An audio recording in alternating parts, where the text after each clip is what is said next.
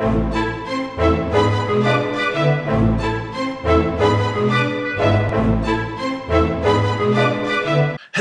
and welcome to all. This is a video that I've been wanting to do for quite some time now. What this basically is like a challenge video where I take someone else's list of films that they deemed as bad and I review them myself. Although I personally did not care for the film itself either, I'm actually going to find something redeemable about them. Because this is probably going to be a very long video, I have provided links down below so you guys can just jump to whatever said movie that is on this list and you want to just see the opinion of that and what I say about that.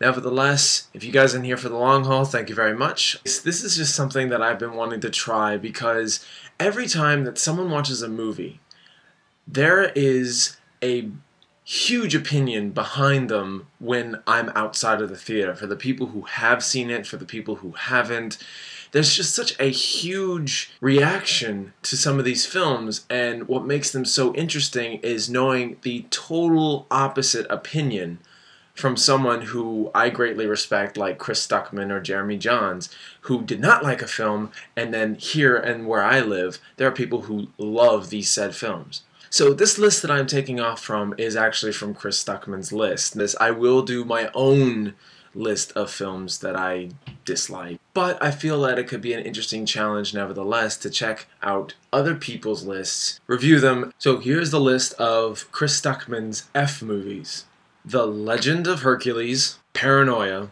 Sharknado, Resident Evil Retribution, Batman and Robin, Piranha 3DD, The Three Stooges, 11-11-11, The Smurfs, Creature, The Apparition, Texas Chainsaw 3D, Movie 43, Dragon Ball Evolution.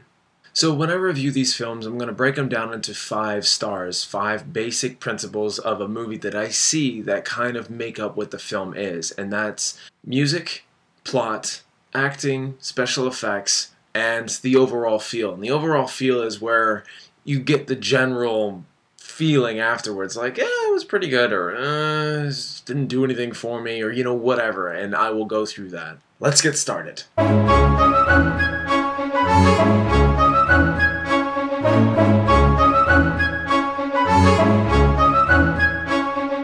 The Legend of Hercules. I don't want to do this. Yeah, this is going to be a tough one. Taking the movie solely for what it's worth, it is nothing to do with the 12 labors of Hercules. In fact, it is a watered-down, hand-me-down version of Hercules. Because I have a hard time actually pronouncing the names of these characters, I have no idea how they managed to do that during the film itself, but because I suck at names, I'm just going to name people by off what they really are, which is like king, brother, Hercules, but I'm weird like that. So the king is a warmongering, gold-seeking king, and he is basically taking over any city that he can for the sake of his wife, and that doesn't make any sense to her. She comes up to him and like bringing in some concerns, going like, I'm really fearing for you because you do this only for gold and for the glory, not for me. And the king just doesn't care. He just says, no, I'm doing it for you. The wife doesn't really want that, and so she prays to Hera, the goddess, and she comes down, grants her wish, and says, you're going to have a child. His name is going to be Hercules, and he will be the savior of your people. The biggest issue that I have with this story in general, just the plot, is that it does not give you much to work with. If the story does not get me, I start looking at everything else. The movie is oddly paced. I feel like a lot of things were just crammed in within one scene when you feel like you could just have it just a little spread out. And what I mean by that is that there's this one scene in particular where, as there was a certain character that was introduced, he was a good leader apparently, and the king recognized that, but in some mission that needed to go down, he decided to cut this leader's men in half. Like literally, let's say he had ranks of 100, and he decided to cut it into 50. And the leader's like, look, if you do that, that's not gonna be good for me. That's gonna really be cutting me at the knees. The king's like, I don't care. And so he gets really upset about that, but goes on a journey with Hercules. Well, I kind of feel for this guy. Alright, let's see where he comes from. Hercules comes up to him and says, "What troubles you?" Like, "Oh, well, your king has diminished my ranks. It does not make any sense to do this." And then suddenly it just cuts to a sunny day. It's just like, it's me in the middle of reviewing this. Oh. I was supposed to be doing a review, right? My private time. A highlight, and then I'm going to do this a lot here, a highlight of this film usually is what makes me laugh, usually is what something that sticks to my head. The wife is in bed while the king and his men are all having a good time, drinking and laughing. Of course, I don't think the king really has an enjoyable day in his life. He sounds like he's pissed off at everything. He's the king! Wind is kind of picking up at this point, but then it really picks up. You know that Zeus is in the room. He's like, "What's up, lady? You ready to do this? Let's do this." Without seeing anything other than the performance of the actress, she suddenly just starts coming to life like she's like getting some. And all I could think was, Zeus is getting it on. And you can't tell me Zeus doesn't have a sense of humor, because he does it right at the same time as the king walks in the door. And he's coming in, ha ha ha ha. He just goes ballistic, and he starts cutting down the sheets, and he didn't see anything. And so he runs out to his men, and he goes, "Find him! Find him!" And most of the men don't move right away. Find who? Find him! And then it starts to rain, and he just looks up and he's like, "Ah! You have got to be kidding me." And that doesn't make any sense, and I'm sorry, but that just doesn't work. The king has like a name picked out for Hercules right away, even though the wife knows that the baby is going to be called Hercules. The king doesn't care. He's like, his name's going to be Alcides. And we'll speak no more of this. I'm leaving. Give me a second. Movie takes no time into its characters. We just don't feel anything for them. I didn't anyway, but, you know, hey, I digress. Oh my word, the special effects. Okay, from the slow-mo action sequences to the bad CGI, everything looks like stage sets. Unfortunately, I think I'm more tailored into the production design of like Game of Thrones, where they all have some grit to them and stuff like that. So where I could probably take a back seat on this is saying that maybe because my mind and eyes are trained to look at something that looks authentic, thanks to something like Game of Thrones, you have now that standard that is now raised. So it's harder to say that, oh, the production design looked really great in Legend of Hercules compared to Game of Thrones.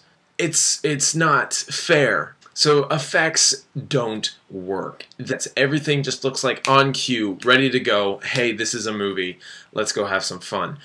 And I gotta say, the music kind of just went over my head. It's generic.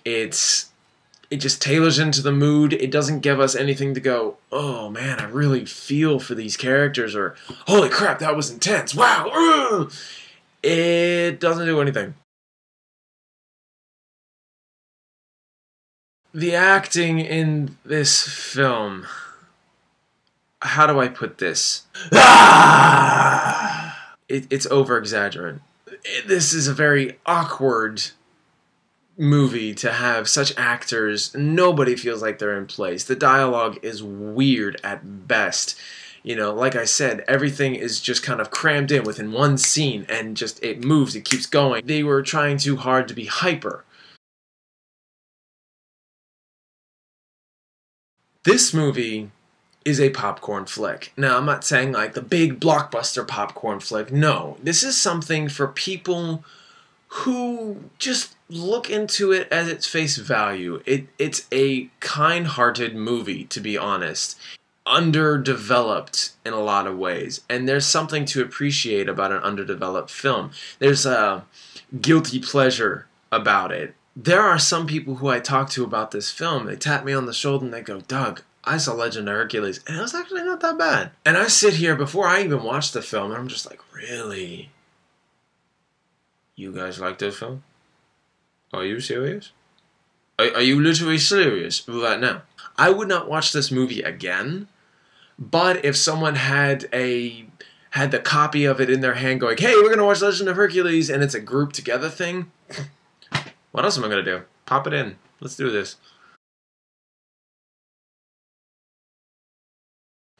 So in the end, it doesn't really get that many stars. Acting, atrocious. Effects, beyond incomprehensible on how it even got to this point. The music, missable by a long shot. And the overall film, just, it gets a star, unfortunately. And it is a fun, dopey, silly movie that tries too hard to be serious. It's not, but it's not a movie that you have to shut your brain off of. Obviously, I didn't, and I can still tell you right now that it's fine. But it's not recommendable, so to speak. So that ends this review for The Legend of Hercules.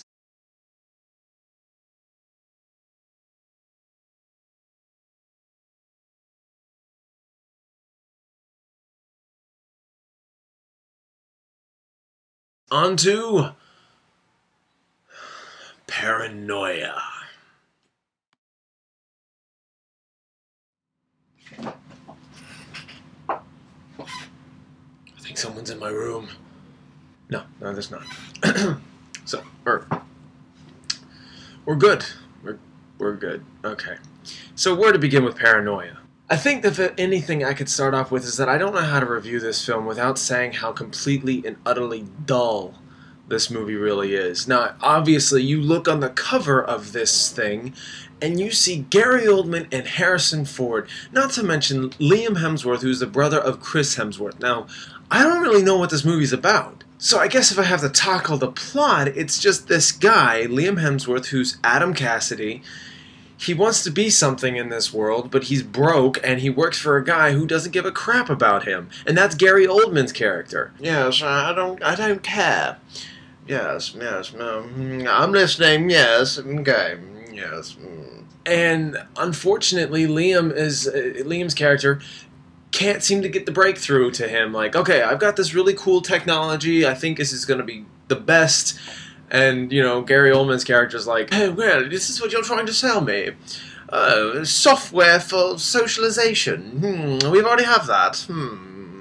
So immediately after that pitch, that whole thing that Liam was just working himself up towards, and this is just in the first 5 minutes of the film, he believes that he's fired. And the rest of his team that he is working with believes that they are fired too, and, you know, Liam Hemsworth takes out his credit card and goes, well, we still have these savings that the, company gave us, so that way we can still work with it. So, system hasn't gone through that we're fired yet, so let's go out and get some drinks. Yeah! How is that logical? If I got fired and I had a company card, I think that they would want me to turn that in right away. That shit ain't flying. Paranoia. That immediately tells me that someone's gonna do something that's wrongdoing, but he's going to start thinking that someone's going to be after him for it. None of that kind of stuff happens. Nothing. Not even when he goes out to the bar the next day after. No one's after him. He just immediately, he's taken in. Gary Oldman talks to him and goes, hey, well, you just racked up a bill of $1,600 at a bar. Because you want to know how the other side lives. What? And then, of course, Gary Oldman then gives him a job. So I guess you do wrong things to get the right stuff. They didn't know what it wanted it to be. We're trying to be a thriller. We're trying to be a comedy. We're trying to be that. But you don't know what that is, because I'm pointing over here, but you don't know what I'm pointing at. We're trying to be that. Was he?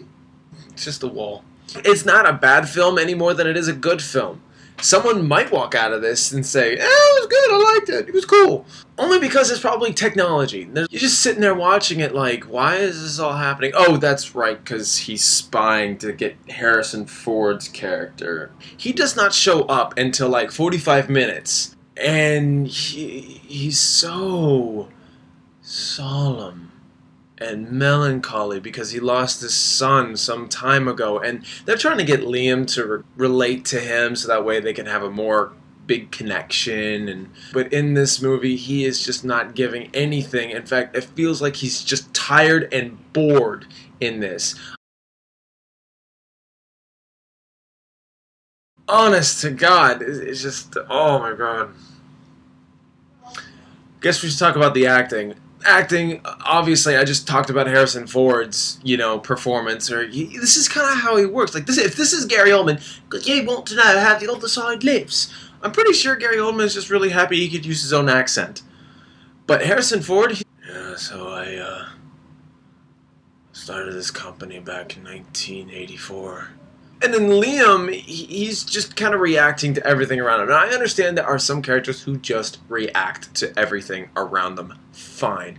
And oh yeah, there's a random female over here that somehow intertwines in all this. Liam Hemsworth found that girl in a bar by chance. A spotlight was on her, and he was like, "Pretty lady, I want to make love to you." I hate that. The one night stand goes on, and then the girl's completely standoffish, and I didn't even buy it when she was acting. Really?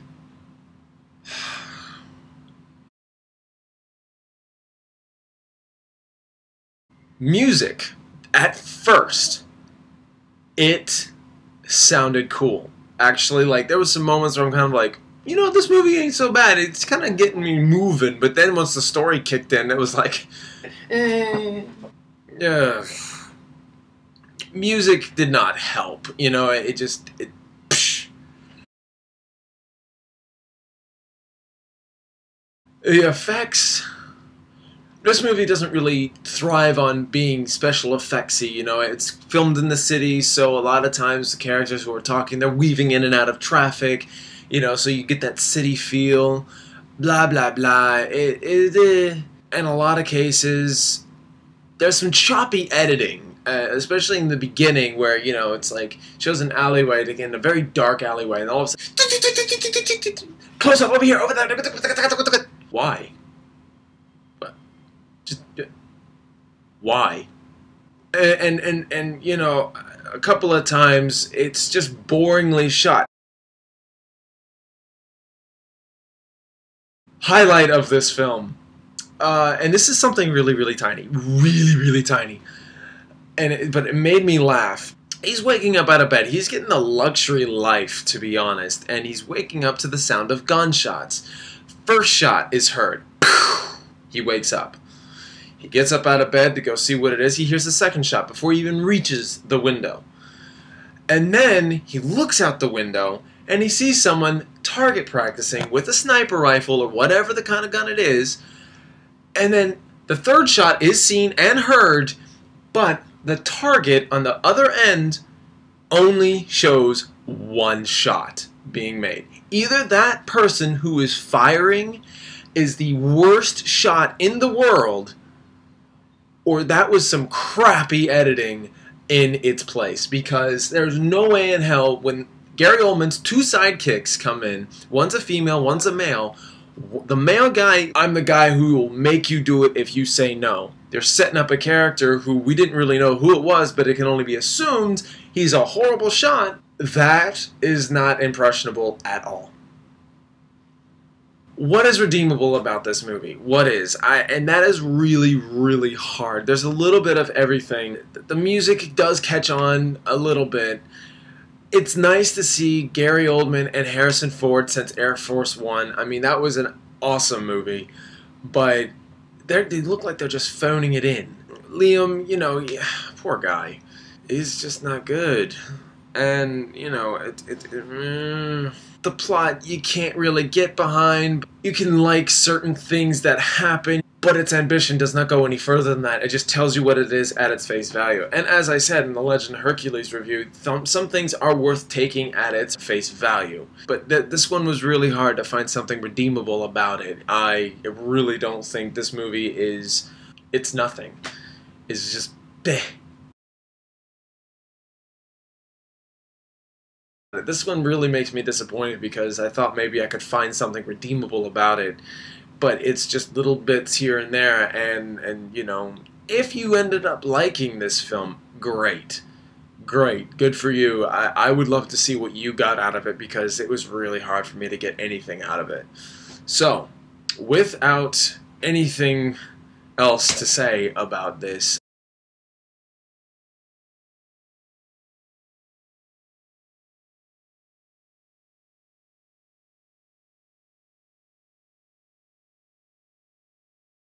next movie is going to be very interesting. Sharknado. You know that there are ideas, and then there are bad ideas. This one, it takes the cake. Big time. Okay, plot. What can I say without going into a long tangent like I did last time with the last two films? This one is very simple, actually. It's a disaster movie, if you can believe it. And it's basically a group of characters, starting with a bartender, assistant bartender, and a couple of other people who get caught in this, weird mess with a tornado that attracts a bunch of sharks onto land, and they have to get from one point to another to save others and also see if they can actually divert this crisis.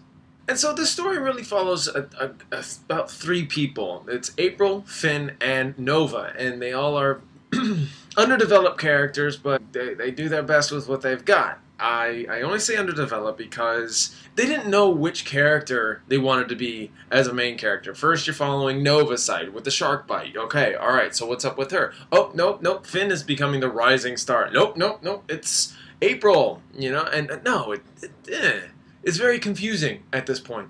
So while the main characters are not exactly a focus point here, it's a very generic and original plotline of saying that when the disaster strikes, when the sharks come and the tornadoes, they have to get from point A to point B to point C. And that's exactly what they do. When they get to point C, though, that's when they think that they can actually divert this crisis of these tornadoes. Plot is beyond bad. It gets pretty much nothing out of me. Let me put it to you this way. That's when something clicked in my head. Like, it just clicked, and I'm like, oh, well, duh, okay. And what that really is I'm not supposed to take this seriously. You see how ridiculous this concept is. You see it.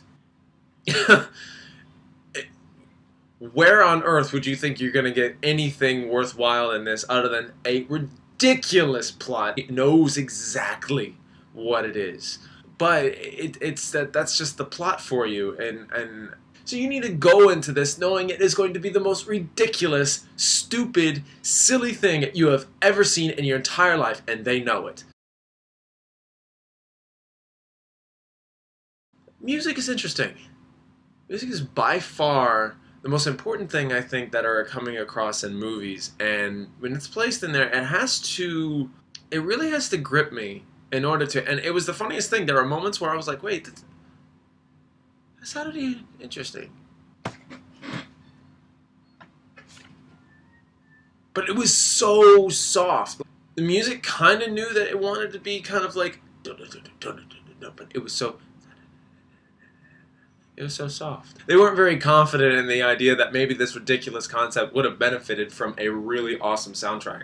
And that's weird coming from me. I mean, I don't use music as a backpedal to save a movie. That's the best credit I can give a movie like this. The acting in this film, oh my god. I have to tackle back into the plot, but as well as the acting. The plot does not explain much about Finn's character. You find things out as time goes on, like, okay, Nova, she likes Finn. She works with Finn. She has a thing for him. And as time goes on, she finds out bits and pieces more about him as the plot goes on. And it's like, oh yeah, we gotta get to my wife. You have a wife? So they move on. Okay, so they get to the wife's house, and they actually start hanging out and doing stuff, and oh, disaster strikes. The daughter shows up. That is part of Finn's family. And Nova's like, you have a daughter? then they're like, okay, everything's happening within the same scene, and then she finds out that he has a son as well. And they do that, a quick explanation. Oh yeah, he went to air flight school. Okay, that was it. Like, okay, so you found out as time went on that Finn has all these little hidden gems about him, and the best way they can actually explain it is by through Nova's perspective. You have this? You have that? Oh, you have one of those. That's funny. And the delivery of the lines that they're supposed to say are completely oblivious intentionally to say, alright, yep, you're gonna die. Okay, yep, you're gonna just be completely oblivious to everything. And oh, yes, that's right, you're a main character, I forgot about that. The special effects. The special effects, oh my god. Ah! Highlight in this film. They're at the house. Finn made a big point that he had to go and save his ex-wife. They get there. They are completely oblivious. They think, oh, we're fine. It's not going to hit us. Whatever's coming, we're fine. And, of course, errors in geography, the water decides to come into the house. Sharks get in. No reason, they're there, but, you know, hey, we need conflict. So, one of the sharks pops up, eats somebody, come down, they're fighting it off, you know, ah, get back, demon! One of the sharks pops its head up and then goes back down at some point. I can't remember how it really went. But the way the shark's head dives back under the water looked like it was going in reverse. Like, not to mention, the head shark looked bad enough as it is. It wasn't a model, it was CGI. And as it comes out of the water, it goes straight back in, but it looked like everything was going in reverse. Bad. It's bad. It's bad. But it's supposed to be intentionally funny, right? Sharks are bad, the storm is ridiculously fake, everything is fake. And again, intentional. That is the way it's supposed to be. This is a movie that exists to be stupid, intentionally so, but still have bad things on it to make it so bad it's good credibility. This is a paradox. And that tailors into the overall feel of this, and that is how I can only give it its redeeming quality. People love this stuff. It is intentionally bad, yes, but there are some people who don't care what they watch, and that is it. That is it. Why does this movie exist other than be ridiculous? That's the redeemable quality of this. That's it. I loved it, yet hated it. Oh, how's that for a critique for you? I loved it, yet hated it. I don't know. Yeah. It's so bad it's getting a second one. And if you can believe it, that's how it is. I'm going to give you guys a heads up here. Resident Evil Retribution is going to be a hard movie for me to sell to you on what's redeemable about it. I'm just going to say this right now. I will fail at this.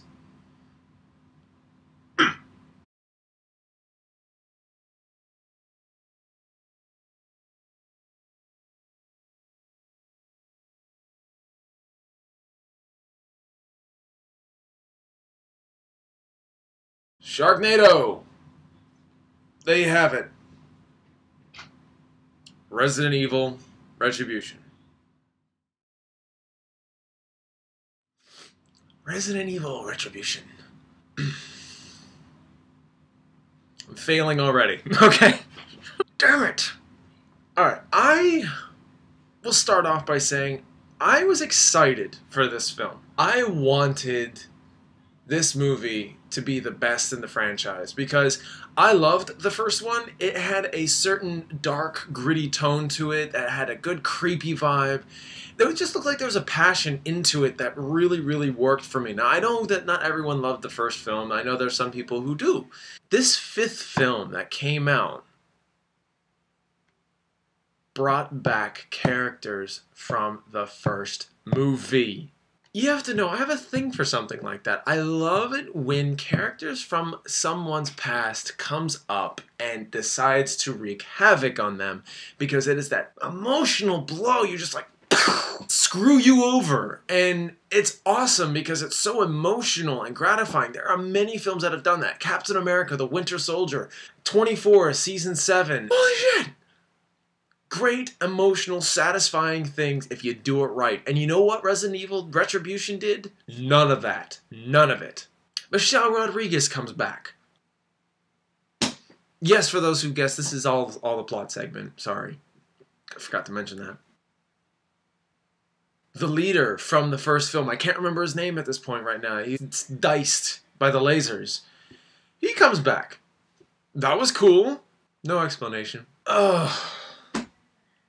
The plot doesn't make any sense. It's tailored off of a video game, so they decided, let's make it into a video game. Let's incorporate all these elements from the previous films. I think they just wanted to omit the third film, like the desert wasteland crap.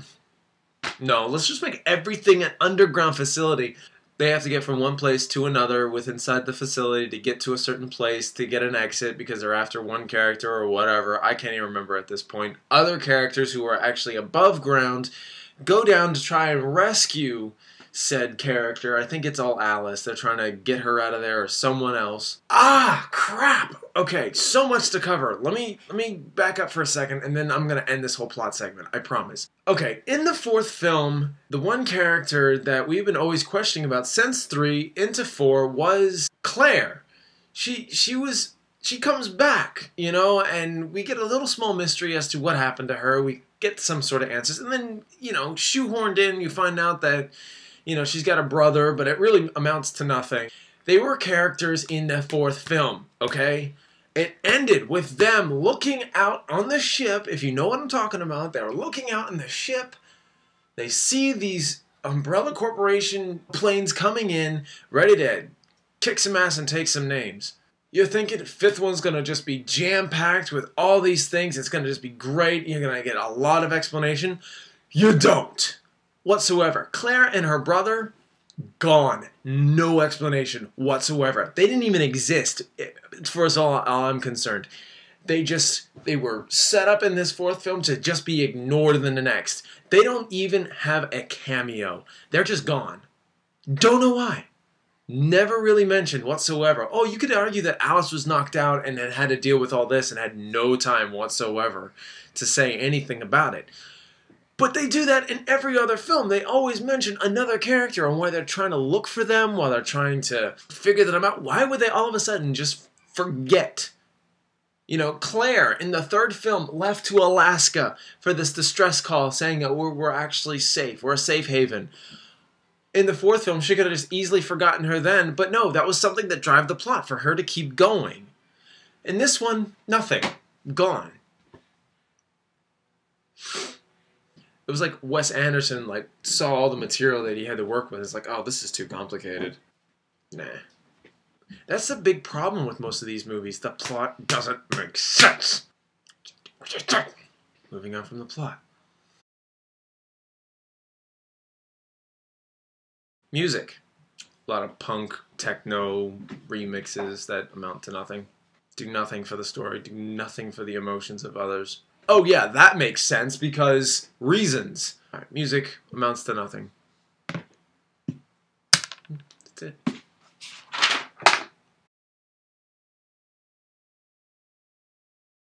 The effects. Yeah, let's get praiseworthy to the effects because that's the great faction there. You're just... If it looks good, it must be good, right? Well, you know, everyone results into fighting. If instead of a good dialogue scene that could really create some character development and tension, no, it just results into a gunfight or a fist fight. The effects are good, but they just do it for a marketing ploy. They don't really give us a chance to really appreciate anything because before you can, it's gone. Cut to the next scene. Overall feel, I was frustrated more than anything else. There's anything redeemable about it. This is the one thing. This isn't advice that I can give you. Nope. This is not telling you this is what you should do. But it's the only thing that could pass it. It's like Transformers 4 for me. Oh, you gotta shut your mind off to have a good time. There was a point being made in a video that I saw, and it was a good point. If the story is good enough, if the characters are well developed, and the excitement is there, and the action is presentable, you're gonna get lost in this world anyway. So why should I need to shut my mind off to a dumb film who tries to do all these things but is not successful at it? You don't want to go into a movie and try to be completely brain dead into it. Like, come on. If your day is that bad, you want something substantial. You want something good. Redeemable qualities. Finding in this film is like finding a needle in a haystack. It can be exciting when it wants to be, but it's bogged down by pointless drivel. Yeah. I'm done. Throw my hands up and giving upness. Peace.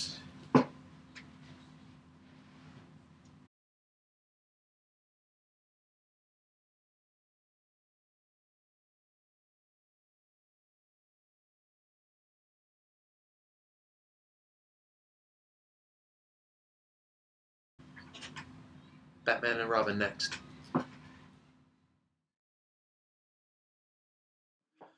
Batman and Robin. Obviously, I'm wearing a Superman shirt. Not to say that I hate Batman. It kind of worked out that way. Nevertheless, I feel that reviewing Batman and Robin is a little different than most of the films that I've done so far, mostly because this is a franchise film, and more importantly, this is a more worldly known film to have so much hate. In this case, I want to try something a little different. I'm going to actually ask someone else's opinion on a film who necessarily doesn't exactly like the film, but he is more in tune with the Batman franchise. He has a much more knowledgeable perspective in it, and he's a good friend of mine. His name is Kyle Morgan. It's actually just very interesting to see, besides my own opinion coming into this film, to see someone else try to find a redeemable quality. So, without further ado, with me and Kyle at the helm here, we're going to review Batman and Robin. As I said in the introduction, you have a much more knowledgeable perspective on the Batman franchise. Kyle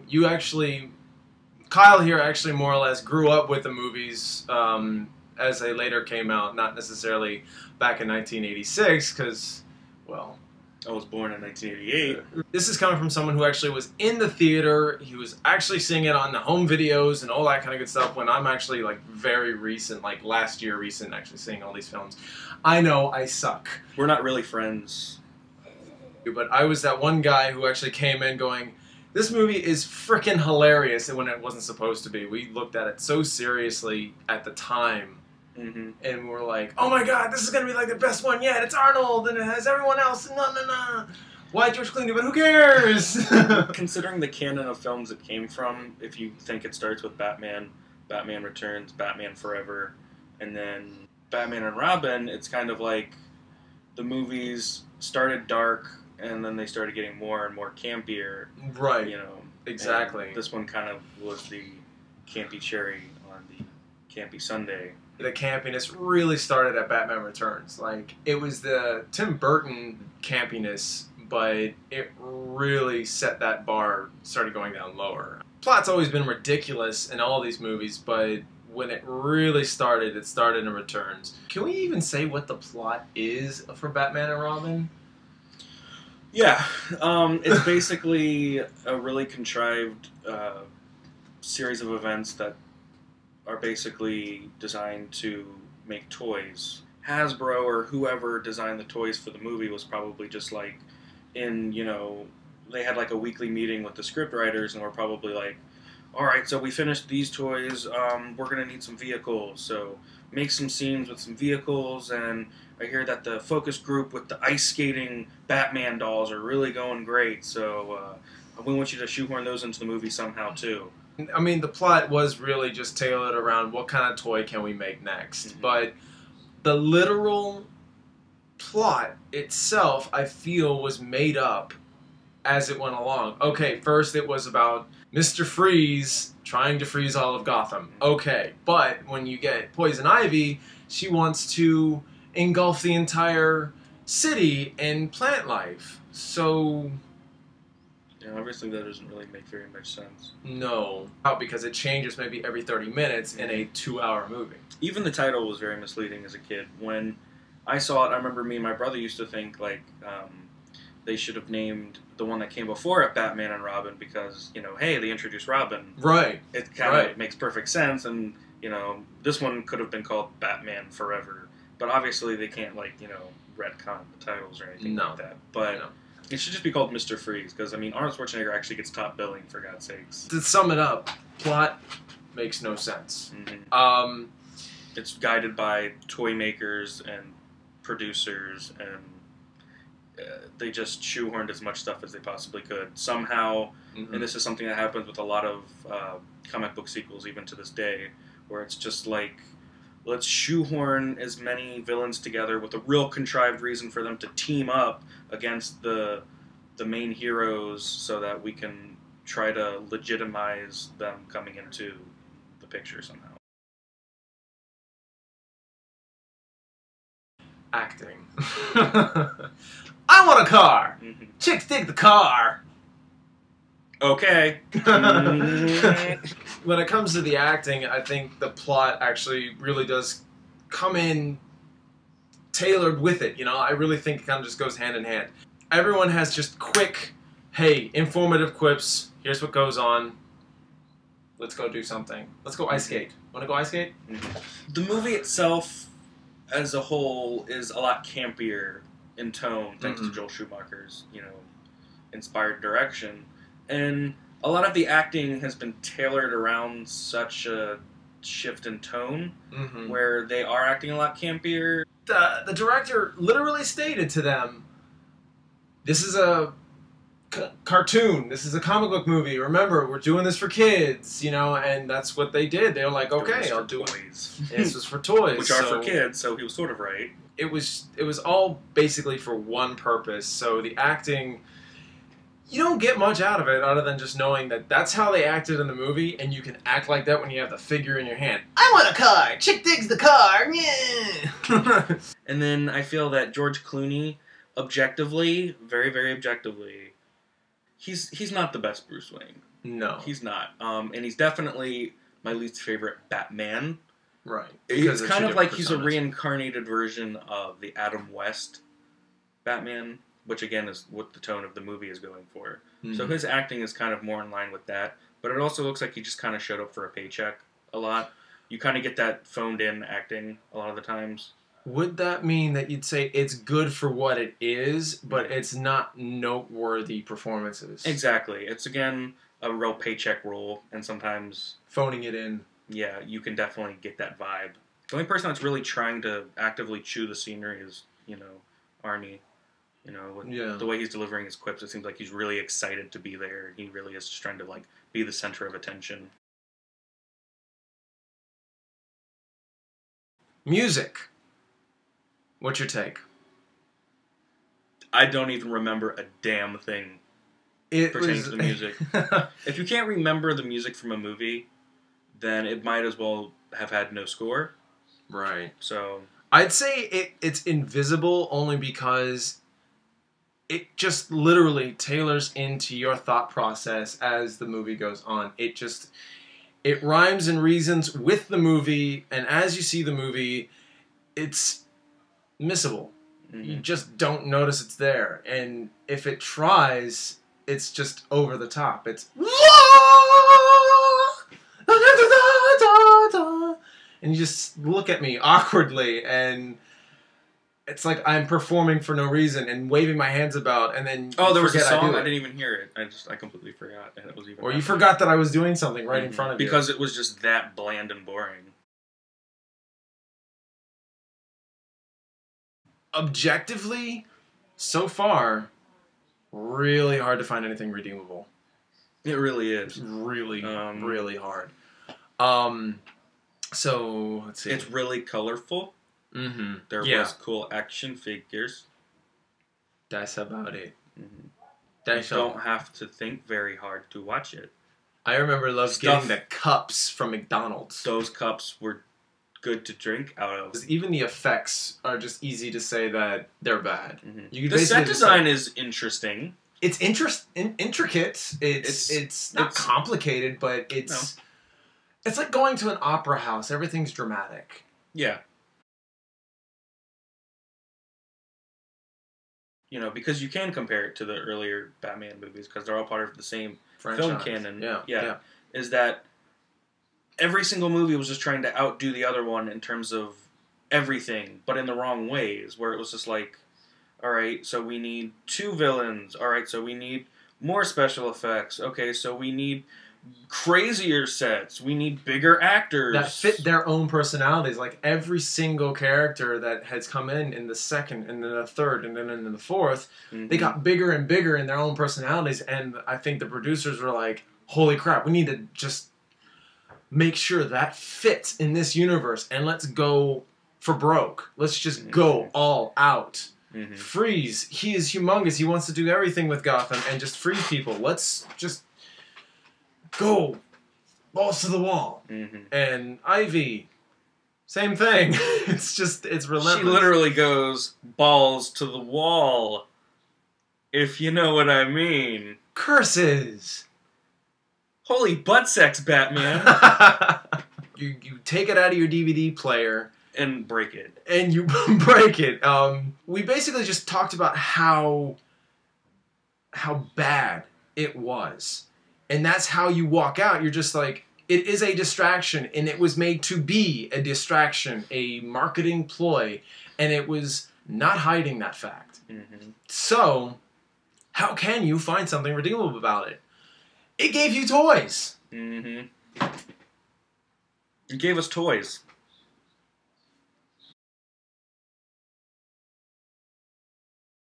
Not that I actually, to be honest, I don't hate the film. I mean, because I'm new into it, I just find it hilarious. Yeah. Unintentionally so. I don't hate it. I wouldn't watch it again. No. I mean, even when I watched it as a kid, I obviously didn't hate it, like I said. And again, that's kind of what the movie was geared towards. But, I mean, even by the director's admission. But, you know, a good film doesn't just have to only make children happy by its distraction. Any final thoughts? Overall feel of Batman and Robin? The overall thoughts, I'm trying to think of something that would be considered a very valid, tangible sort of quality that could... As the movie itself. Consider redeemable. Right. You know, and that's not taking into account overstuffed characters, underdeveloped characters, the pointless inclusion of Batgirl and the way she's shoehorned into the series. Little to no redeemable qualities in Batman. No stars. It's this many. Yeah, I'm not flicking you off. This is the Batman and Robin. So you can put that down. The one redeemable quality, I found it, is that it could be rebooted with the excellent reboot of Batman Begins. Yes! Which is one of my favorite movies of the Batman existence anyway. Like, I love The Dark Knight, yes, but Batman Begins really brought us back to the way we thought Batman should be. So if we can thank Joel Schumacher for one thing, it's killing that franchise unintentionally. Yeah. 1 star! The overall feel... Actually, it's more like one star! There you go. So that's Batman and Robin in all its glory. This is the whole point, is seeing how someone else sees it rather than just myself. You know. So that concludes Batman and Robin.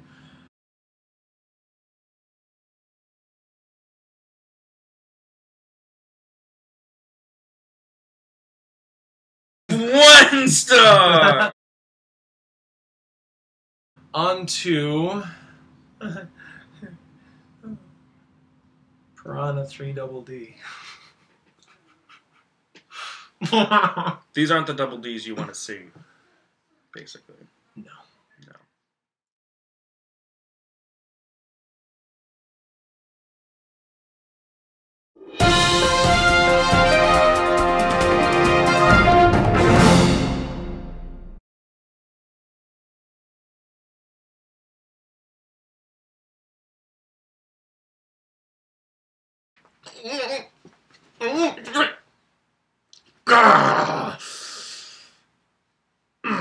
Okay, Piranha 3DD. What is the plot of this movie? Absolutely nothing. Music makes no sense. Everything is stupid. Absolutely stupid. This movie should not even exist. Acting, subpar, even a negative sense. Special effects, why? Overall feel, this movie bored me to tears. Done. See you later. Bye!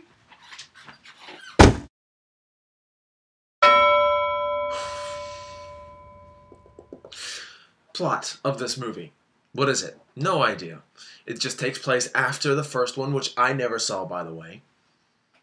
I didn't. Just didn't want to. But the second one exists for some reason. It's about pools and naked girls, and who wouldn't want to see that? Because that's awesome. Naked girls is awesome without any due respect for them. That you just, oh, this is all that matters. Right. Okay. The ones that don't show it off and try to be more of a personality get bogged down by a shitty script and next to nothing humor. I don't even know what the plot of the movie is, even looking back on it. It's just like the dumbest thing in the universe. Made shit up as they went along. Nothing. Cameo appearances in this film is like, great. You phoned in a couple of people. How nice. Acting is just a bunch of exposition, a bunch of, oh, what happened before can't happen again, and oh, it is happening. What do we do? Let's try to make this an investigation. No! No, no, no! Special effects is like next to non-existent. It looked like everyone was just like, let's see what we can do without the special effects. Like, let's make everything as practical as possible. Give them crazy situations to be in. Crazy enough that it would never happen. Never. Piranha 3DD isn't even funny. It just doesn't make any sense, and its humor doesn't make any sense on why it exists. The plot, anything.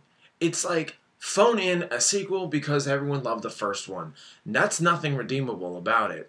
Special effects don't even, really matter either. They pop up when they need to. You know it's digital. You know it's special effects. They run the same joke over and over and over and over and over and over and over and over and over and over into your head until you think maybe it could be funny. No. No. Overall feel, I just kind of... I don't remember much of this movie, except for one thing, and this was the actual highlight. Just stupid as hell. The owner of the pool area is just kind of cashing in on all the chaos for some reason. Like, it's what he wanted, it's what had to happen for him, apparently, or maybe he was trying to get the heck out of Dodge or something, I can't remember. He's just driving his little tractor trailer across the pool while everyone's just running around because the piranhas are in the pool area and eating people, and nobody does anything about it, of course. Sitting there kind of a little proud as ever, and one of the strips of twine that has all the little flags and triangles over it happen to be just on his neck level, slices right through.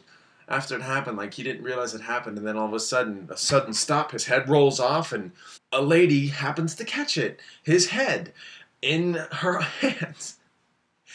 And because this is supposed to be a funny flick and nothing but girl nude everywhere, she has to put it in between her breasts and be like, oh no, and then chucks it away.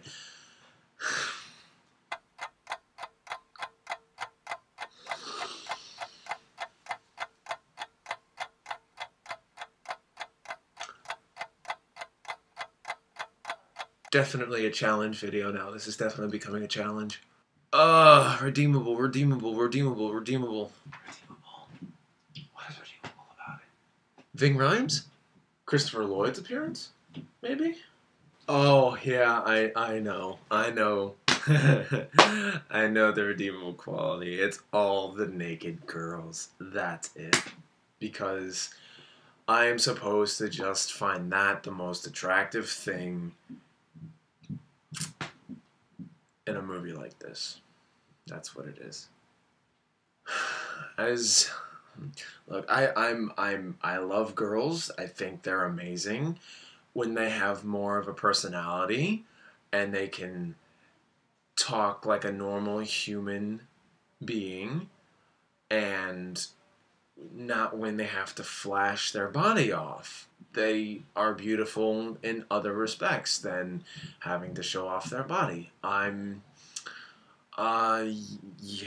no, this is not working at all. Redeemable my ass. I think I'd have better luck in the Three Stooges review than this movie, to be honest. Piranha 3 Double D. Three Stooges. I have a lot more to say about that anyway.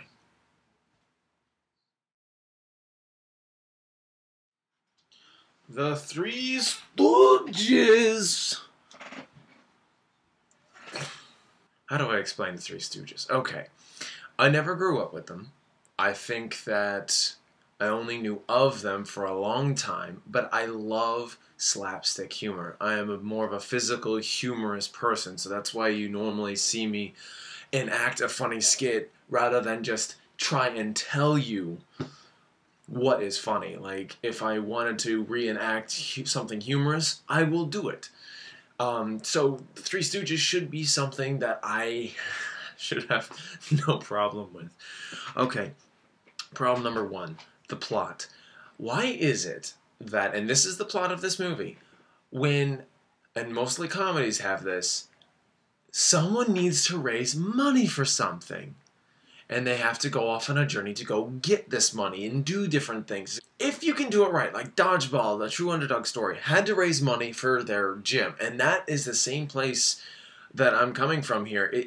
I get that, but Dodgeball was hilarious to me. It's one of my favorite comedies for some reason.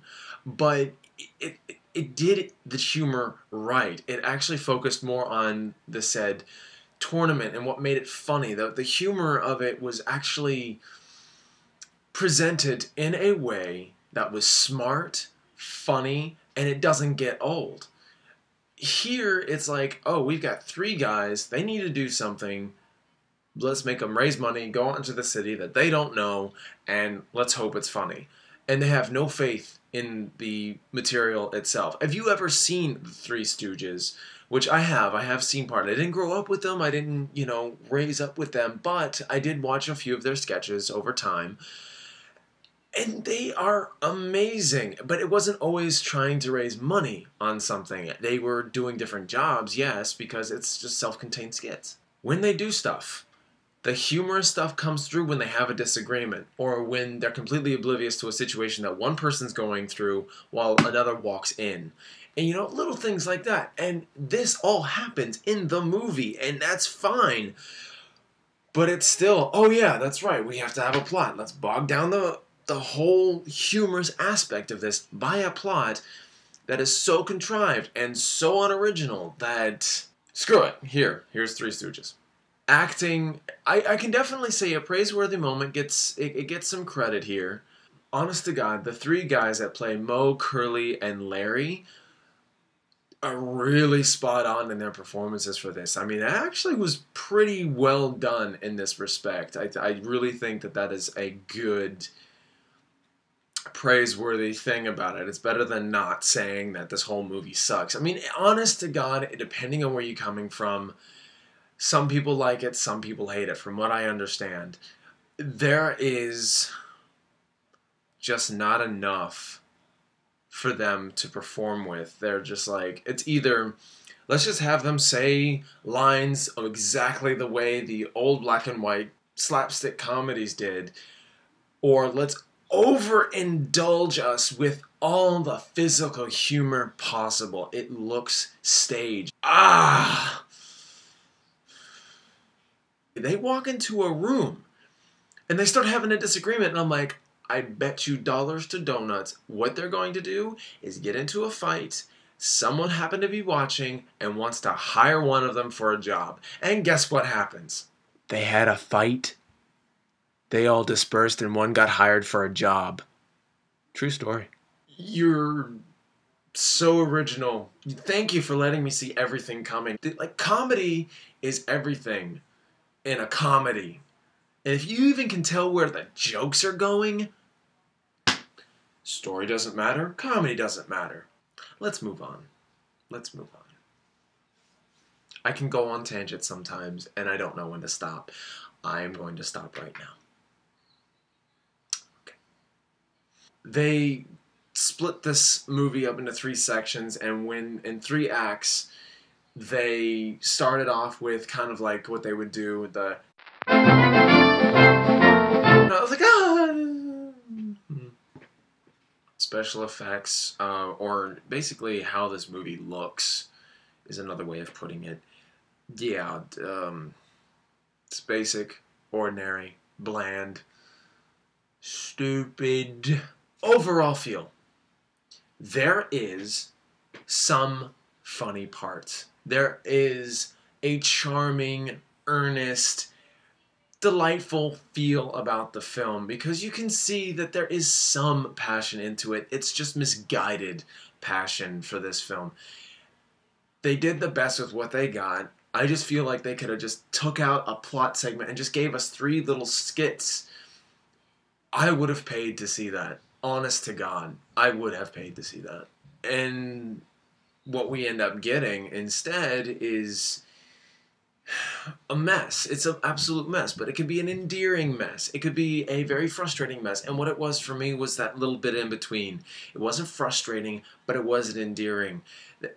What killed it for me was the very end highlight of this film, which I actually am opting out, and one really funny thing that made me bust a gut laughing. There was actually a moment that made me bust a gut laughing. It was surprising to me. And it was in the beginning, and it was when they were adults. So if you ever want to see this movie, it is somewhat recommendable. But the highlight was the end credits. It showed the 2 directors come up and say, listen kids, what we did was all fake. Make sure that you understand when we hit somebody with this, it's fake. See? No effect. But you add the sound effect. Why did you do that? Why did you feel the need to do that?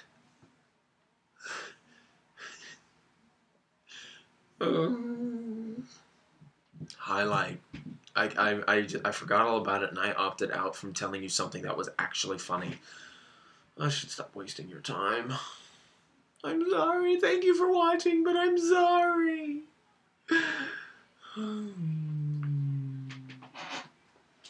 Ah!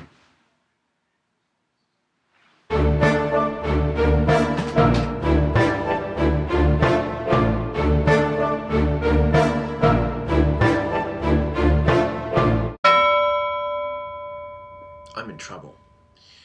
11-11-11.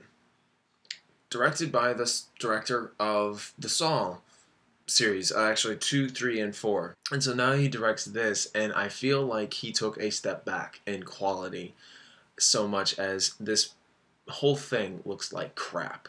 This whole entire movie looks like crap. However, I will say this.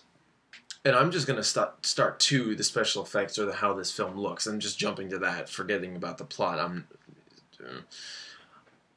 This movie is so blue and very grainy and very black. So when the horror happens, this is basically it. Who's there? Ah!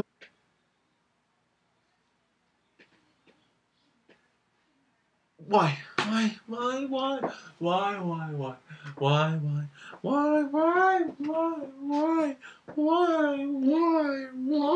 There are better visual ways of conveying a story by making it gritty, without making it look like you cannot see crap. The plot of this film is a very interesting one at best. When you're following someone, you want to find some sort of relatable quality to them. And in this case, There's nothing relatable about him. He is a grieving man because he lost his family. But the problem is, all he wants to do is die. He wishes that he would die. Like, he's just waiting for his time to come, and it doesn't happen. He goes to therapy, he meets this woman, and then gets in a car accident. He survives without a scratch, and then he complains about it. Like, I get into a car accident, and I walk out without a scratch. Thank you so much, whoever you are watching over me. Oh, yeah. Dude, I don't want to see someone who's suicidal. I don't want to see someone who's lacking faith, wants to die, and learns no lesson throughout. That doesn't work. And I'll be saying that a lot. It does not work. The plot of this movie is him being like this, just noticing weird things happening around him at 11/11 in different respects. 11/11 is the time. 11/11 is the month. You know, and it's like, it's a gimmick movie. Does not stand as of right now. But that's neither here nor there. So he gets in touch with his long-lost brother because apparently he had some falling out with his family. This movie is slow. It is dull. It does not thrive in the concept that it is, because gimmick movies could work if they made them credible and relevant even to now, which is now a different month, a different year, and a totally different time. I mean, this came out 3 years ago, playing on the fact that it just so happened to be a coincidental month, day, and year. So the plot is really messy to start off with. It does not help the fact that everything happens on 11/11/11. They're trying to prevent it. They're dealing with the horrors of some things, and it just doesn't look good. It doesn't work well. Music is non-existent for me again. Like, oh god, generic, bland. The acting in this movie is, everyone just looks depressed. Everyone looks just melancholy. Even the guy who is in a wheelchair and he is a priest, he's just more or less still trying to convince the main character that he needs to believe. And that really does bog down the acting a bit. If you're sitting there doing nothing but trying to convince something, it does not tell me about your personality, it does not tell me what you really believe in. You're just trying and trying and trying and trying and trying. The acting does not help. So I've already jumped to how this movie looks. I've jumped to the plot, the acting, the music, and now to this overall feel for the last 3 films that I just did, right? Including this one. These 3 films that I have just done, they have accomplished nothing but making me forget what they were really about. Except for the Three Stooges. I knew that it was about them having to raise money, but I just wondered why it always has to be that way. With 11/11/11, it is just a horror preventing the apocalypse from happening because weird things happen around a certain time. This movie made me feel like I wasted my time. A highlight is actually something, 2 things actually, 2 highlights. One, the movie was so dark and so bad in its visual aspect, I had to go to the bathroom in a dark area just to see what happened in one of these jump scares. That's bad. That's how dark this movie was and how bad my glare was. I had to remove myself into a different location to see what had happened. I was in the library too. So I'm walking out of the bathroom with a laptop in my hand and people are just staring at me like, what the hell did he go to the bathroom for with his laptop? And then, of course, I watched this on Netflix, and something happened with Netflix. This is highlight number 2, by the way. The entire reveal was delayed. The entire reveal of the movie got delayed. Netflix, fix that problem. Something happened. No idea what, but it delayed itself to where I had to match up the dialogue and the special sound effects and whatever just to understand what was going on because it went out of sync. Great, thank you. That was a great, pleasurable experience trying to figure out what this movie was really leading up towards, and I missed it because it delayed. Oh, these movies. I am challenging myself. Redeemable. What is redeemable? You may like the dark aspect of this film. I mean, some people don't mind how a movie looks as long as it gets its point through. And if you find yourself actually relating yourself to said character, main character, great. That's morbid, but fine. Fine. People have their really, really down days. I appreciated the passion.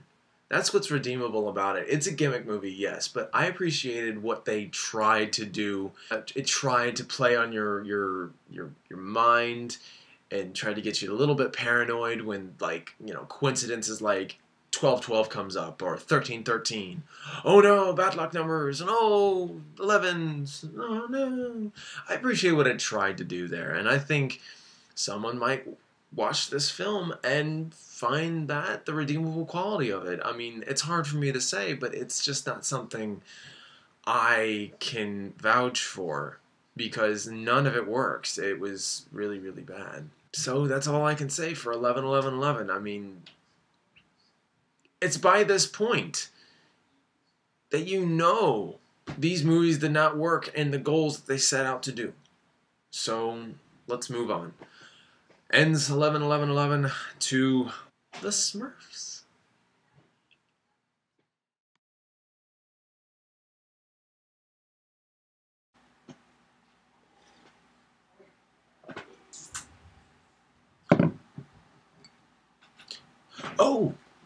Oh, hey guys. Oh, so sorry. I forgot to tell you.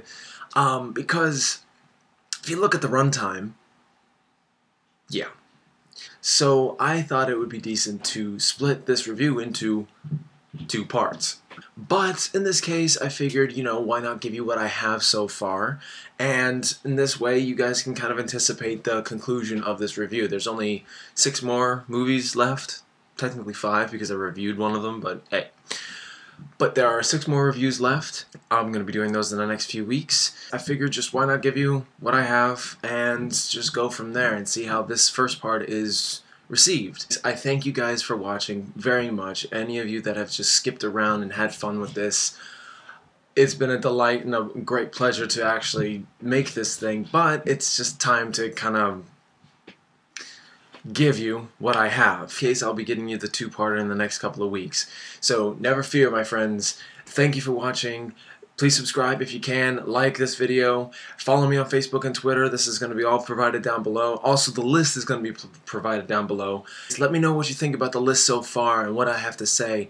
This is all about finding redeemable qualities within a movie, even though that's even hard in itself. So, anyway, until next time.